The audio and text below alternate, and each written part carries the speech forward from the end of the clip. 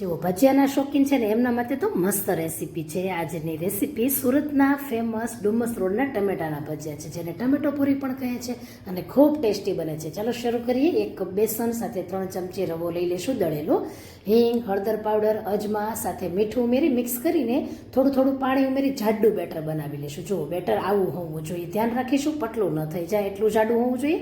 ઢાંકીને રેસ્ટ આપીએ ત્યાં સુધી મિક્સર જારમાં લીલા ધાણા, તીખા મરચાં, ટુકડો સાથે લસણની કળી ઉમેરી દેશું. ગાંઠિયા, ટોપરાનું છેણ, મીઠું, લીંબુનો રસ અને પાણી વગર તેને ગ્રાઇન્ડ કરીશું. આવી રીતે જાડી બનાવવાની છે. ત્યાર પછી ટમેટાની સ્લાઇસ કરીશું, આટલી જાડાઈ હોવી જોઈએ અને તેના પર આ પેસ્ટ લગાવવાની છે. આ પેસ્ટનો ટેસ્ટ જ એટલો સરસ છે ને કે મજા પડી જાય છે. એકવાર ચોક્કસ ટ્રાય કરવાની છે.